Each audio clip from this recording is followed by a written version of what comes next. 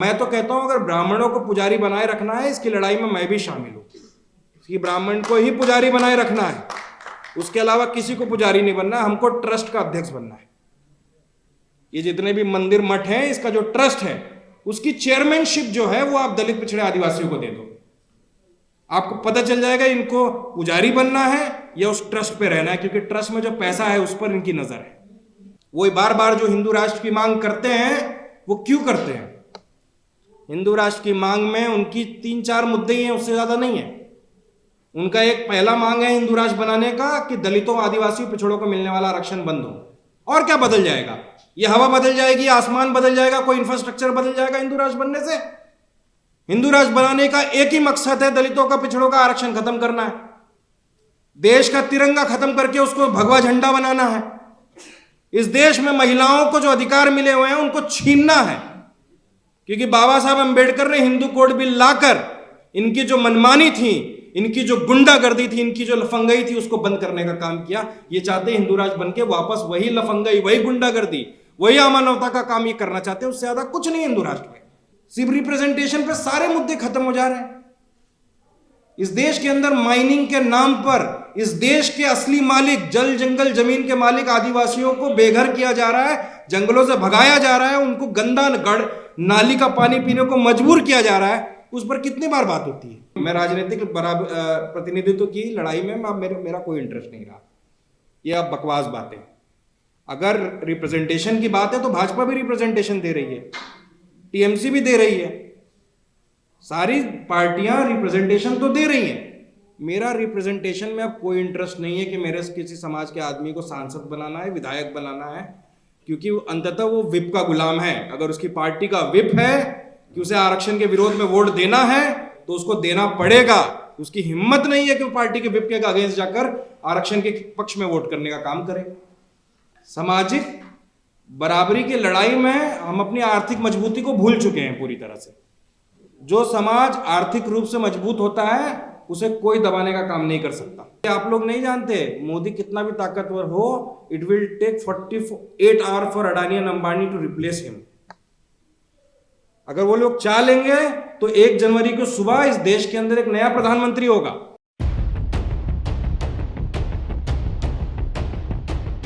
CGL का exam crack करके बैठा हुआ है, ये समाज की सफलता थोड़ी ना है, ये आपके परिवार की सफलता हो सकती है।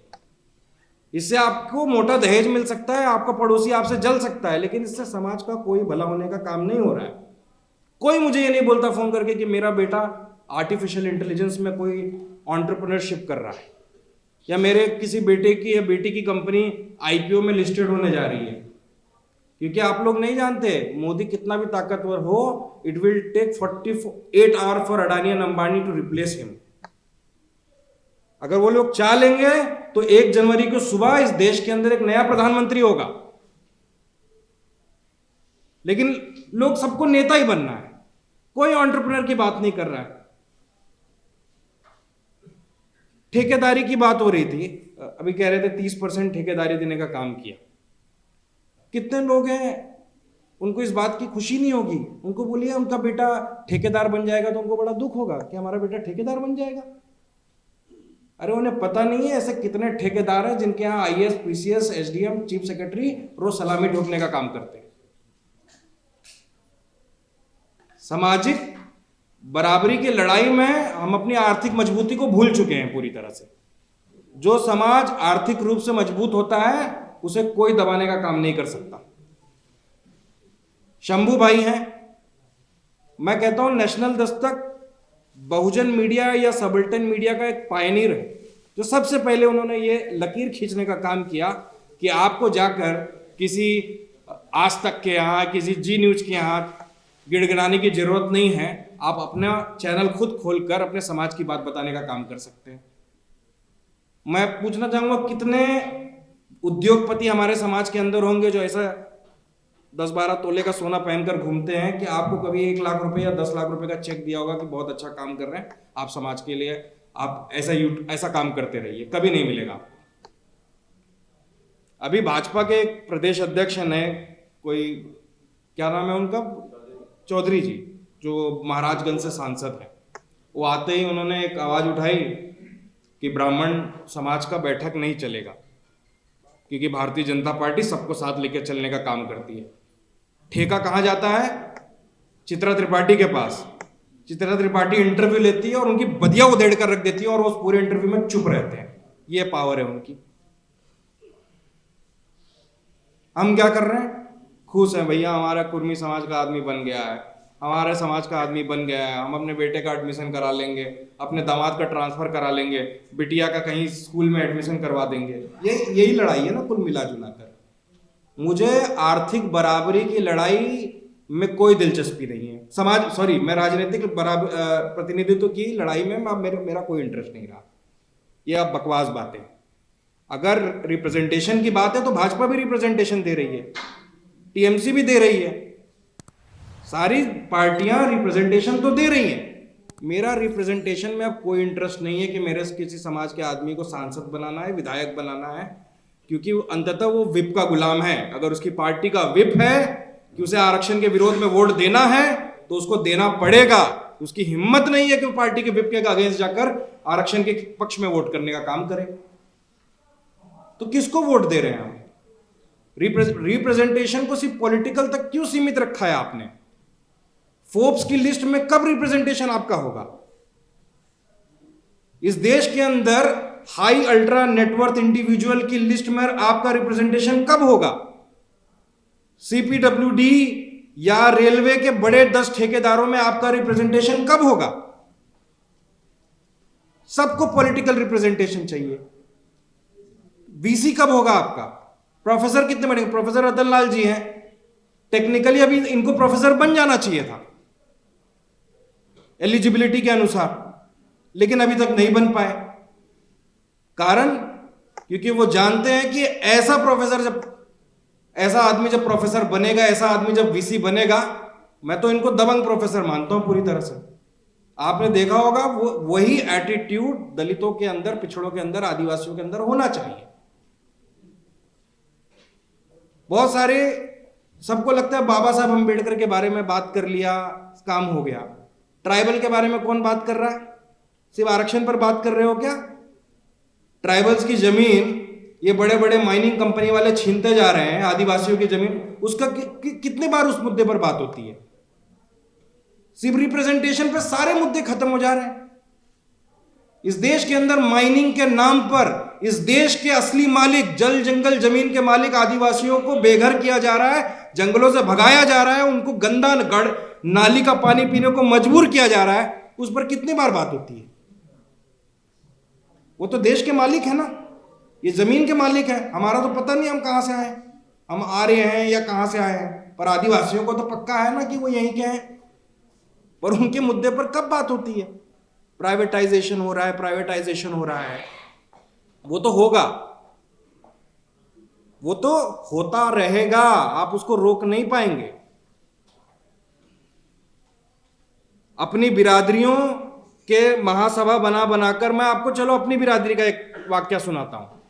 मैं जनरली किसी भी सब कास्ट के कार्यक्रम में नहीं जाता हूं, ये मेरा प्रण है। अगर कोई कार्यक्रम SC ST OBC माइनॉरिटी को लेकर नहीं है तो मैं नहीं जाता हूं। और आज तक मैं किसी कार्यक्रम में नहीं गया हूं, और गया भी होऊंगा तो ऑडियंस में बैठकर सिर्फ यही सुनने गया हूं कि यहां क्या बकवास होती है। पहले तो आपको उस कार्यक्रमों में जाना बंद करना पड़ेगा। अपने जो स्पेसिफिक कम्युनिटी का, चाहे वो जाटो समाज हो, चाहे वो पासवान समाज हो, चाहे वो सोनकर समाज हो, इनके जो कार्यक्रम होते हैं इसमें क्यों जाते हैं आप? जब अगर आप इसमें जाते हैं तो फिर बाबा साहेब अम्बेडकर के बहुजनों की परिकल्पना के खिलाफ आप काम करने का काम करते हैं।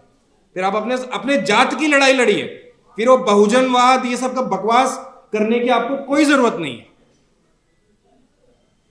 और यहां क्या बात हो रही है? आप इन जितने भी सबकास्ट के प्रोग्राम में जाने का काम करिए, यहां कहीं भी बात नहीं हो रही है स्कूल कॉलेज बनाने की। यहां क्या बात हो रही है? हमारे समाज जो हजारों साल से जो काम करता रहा है उसमें हमारा रिजर्वेशन पूरा होता रहना चाहिए, यही बात है। इससे ज्यादा बात नहीं, आप जाके चेक कर लीजिए। सब कास्ट की लड़ाई हमारी लड़ाई नहीं हो सकती। बाबा साहेब अंबेडकर ने अगर एक तरफ रिजर्वेशन देने का काम किया तो किसी को नीचे करने का काम नहीं किया। बाबा साहेब अंबेडकर इंक्लूसिव इंडिया बनाना चाहते थे, सबकी बात करना चाहते थे। महिलाओं के रिप्रेजेंटेशन की बात आएगी ना तो अभी सब एक बराबर हो जाएंगे, सब एक पेडिस्टल पे खड़े हो जाएंगे जहां महिला रिप्रेजेंटेशन की बात आएगी। मैं बहुत सारे समाज के कार्यक्रमों में गया हूं, मैं महिलाओं की उसमें भागीदारी को एकदम न्यूनतम स्तर पर देखता हूं, जो कि गलत है। और बाबा साहब कहते रहे हैं कि जिस समाज की महिलाएं प्रगति नहीं करती, वो लीड नहीं करती, उस समाज को कभी भी कोई आगे बढ़ाने का काम नहीं कर सकता। और इतिहास गवाह है, आप उठाकर देख लीजिए, किसी भी महिला राष्ट्रीय अध्यक्षों ने या प्रधानमंत्रियों ने, मुख्यमंत्रियों ने नरसंहार करने का काम नहीं किया, एक भी नहीं मिलेगा आपको। इस मामले पर सब एक हैं।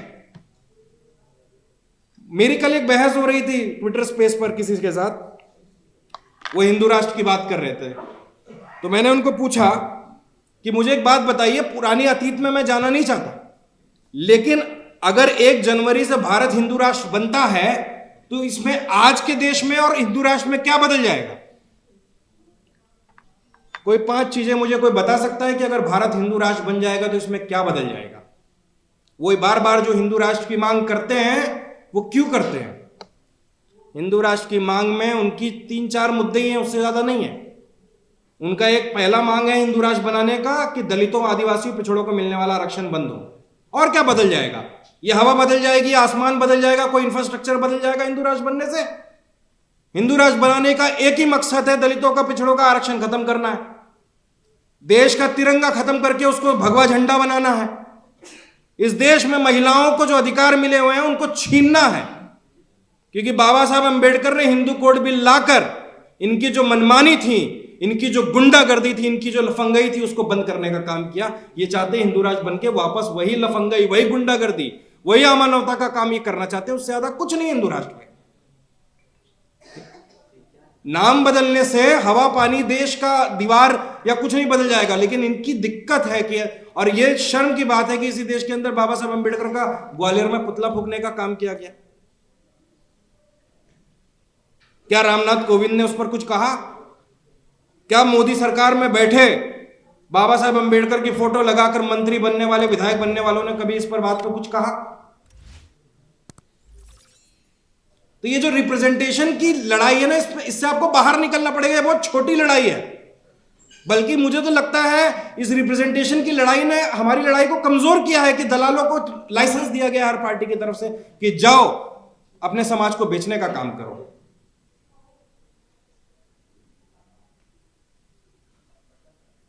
प्रमोशन में आरक्षण का बिल फाड़ने वाला दलित था, कोई सवर्ण नहीं था। वो इस्तेमाल करते हैं आपका।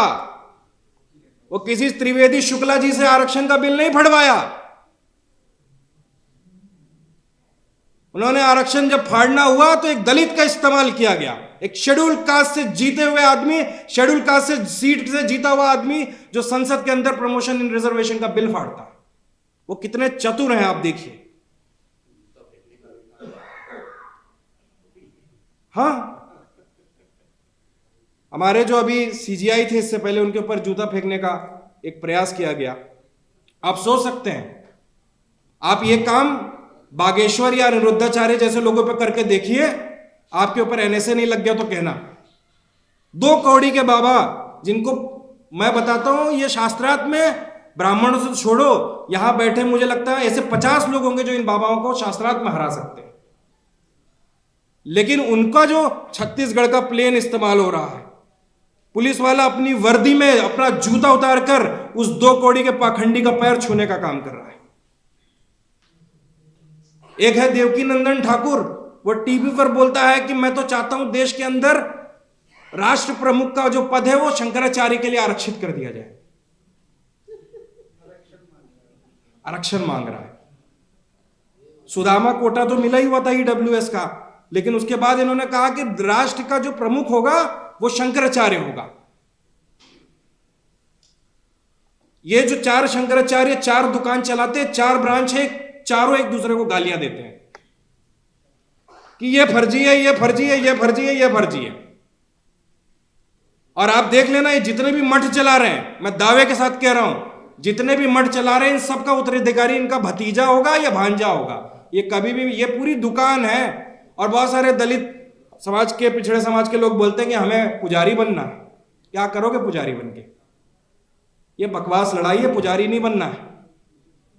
मैं तो कहता हूं अगर ब्राह्मणों को पुजारी बनाए रखना है, इसकी लड़ाई में मैं भी शामिल हूं कि ब्राह्मण को ही पुजारी बनाए रखना है, उसके अलावा किसी को पुजारी नहीं बनना। हमको ट्रस्ट का अध्यक्ष बनना है। ये जितने भी मंदिर मठ हैं, इसका जो ट्रस्ट है उसकी चेयरमैनशिप जो है वो आप दलित पिछड़े आदिवासियों को दे दो। आपको पता चल जाएगा इनको पुजारी बनना है या उस ट्रस्ट पे रहना है, क्योंकि ट्रस्ट में जो पैसा है उस पर इनकी नजर है।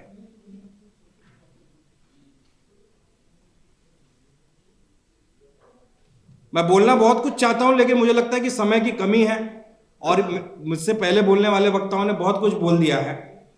तो इसके लिए मैं कह रहा हूं कि सबको मीडिया में ये सांसद विधायक बनने का सपना छोड़ो। बहुत सारे लोग हैं बनने वाले। आप सोचो कि अगला 5 मीडिया टाइकून हमारे समाज से होना चाहिए। नेशनल दस्तक टीवी चैनल क्यों नहीं हो सकता? क्या समाज में 100 करोड़ वाले 10 लोग नहीं है क्या? 1000 करोड़ रुपए लगा दे, चैनल क्यों नहीं बन जाएगा? मैं आपको स्टार्टअप का बताता हूं, आप चौंक जाएंगे कि पिछले 1 साल के अंदर $3 बिलियन स्टार्टअप में इन्वेस्ट हुए और डूब गए, और उसमें एक भी दलित नहीं था। वो अपनी फर्जी कंपनियों पर भी 2400 करोड़ 3500 करोड़ इन्वेस्टमेंट ले लेते हैं। लेकिन आप अपने समाज के किसी बच्चे को आगे बढ़ाइए ना, वो एआई में कुछ करना चाहता होगा, वो आर्टिफिशियल इंटेलिजेंस में कुछ बनाना चाहता होगा, वो चाहता होगा ड्रोन टेक्नोलॉजी में कुछ कर दे। सभी को अपने बच्चों को आरबीआई में, रेलवे में शिफ्ट करना है। सबको कंफर्टेबल जिंदगी चाहिए। आपको कंफर्टेबल जिंदगी चाहिए तो क्या हमने ठेका ले रखा है लड़ने का? भाई रतनलाल जी ने ठेका ले रखा है क्या? शंभू जी पागल है क्या? यहाँ मोबाइल लेकर मेहनत कर रहे हैं, जाके किसी भी चैनल में काम करेंगे 5 लाख रुपए तनख्वाह देगा। मुझे लगता है यहाँ सबसे कम उम्र मेरी है। मैंने अपने तो करियर ही खत्म कर लिया, मुझे कोई नौकरी नहीं देता। आपको पता है पूरे भारत में, मीडिया तो छोड़िए, एक नॉर्मल व्यक्ति भी मुझे नौकरी नहीं देता। हमारा क्या पागल है हम लोग? हमने पूरी अपनी यंग एज को खत्म कर दिया। सरकार के गोद में बैठ जाते, जय श्री राम बोल देते, दलित समाज को थोड़ा बहुत बेच देते तो हमारे पास भी एक ऑडी BMW हो जाती और जीके में बंगला हो जाता। क्या दिक्कत है?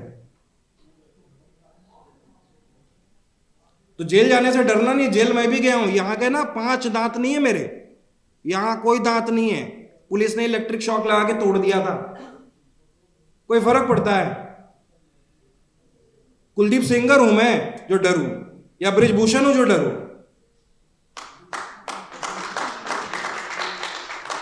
और मैंने कसम खाई है 5 दांत नहीं लगवाऊंगा। पिछले 6 साल से एक तरफ से खाना खाता हूं, लेकिन जिसने ये दांत तोड़ा है, अगर मैंने उसकी औकात नहीं दिखाई तब तक ये दांत नहीं लगेंगे।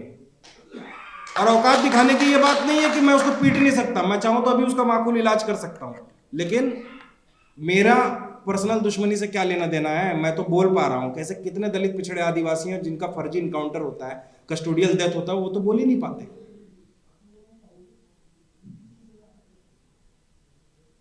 तो मुझे लगता है कि नेता बनने से ज्यादा जरूरी है इस देश के अंदर अडानी, अंबानी और बड़े उद्योगपतियों को खड़ा करना। अगर हमारे समाज के 10 लोग बिलियनर बनते हैं तो हम कम से कम 50 सीट राज्यसभा की तो खरीद ही लेंगे और अपने पॉलिसीज को लागू करने का काम करेंगे। क्या लड़ने की जरूरत क्या है? वो थोड़ी ना लड़ रहा है। अडानी अंबानी का समाज आके लड़ रहा है क्या रोड के ऊपर कि हमें न्याय मिलना चाहिए, हमें ये मिलना चाहिए, वो मिलना चाहिए? उन्होंने अपने समाज के 10, 15, 50 लोगों को खड़ा कर रखा है। वो एक फोन उठाते हैं, भाई हर पार्टी के 10-10 राज्यसभा हमें चाहिए। फिर उनको अरावली की पहाड़ियां भी मिल जाएंगी, उनको मुंबई का धारावी भी मिल जाएगा, उनको सब मिल जाएगा। क्या दिक्कत है? किस मुगालते में फंसे हुए हो? मैं इसलिए कहता हूं आर्थिक रूप से मजबूत होना ही सबसे बड़ा काम है। हम अगर आर्थिक रूप से मजबूत होंगे तो अपना मुख्यमंत्री भी बना लोगे, अपना राष्ट्रपति भी बना लोगे, अपना चाहे तो सुप्रीम कोर्ट के अंदर जज भी बना लोगे, कोई दिक्कत नहीं है। तो लड़ाइयां बहुत हैं, बहुत सारी हैं। सिर्फ पॉलिटिकल सब मैं अपने समाज को शोषक नहीं शासक बनाना चाहता हूं, ये मोनोलॉग बस हो गया, अब नहीं चाहिए ये। और मैं अनुरोध करूंगा अपने समाज की महिलाओं से, ज्यादा प्रतिनिधित्व अपना दिखाएं, ज्यादा मात्रा में आगे आए। आप लोग आगे आएंगे तो हम सब पीछे बैठने के लिए तैयार हैं, आपके पीछे चलने के लिए तैयार हैं। जय भीम, जय भारत, जय जोहार, जय समाज।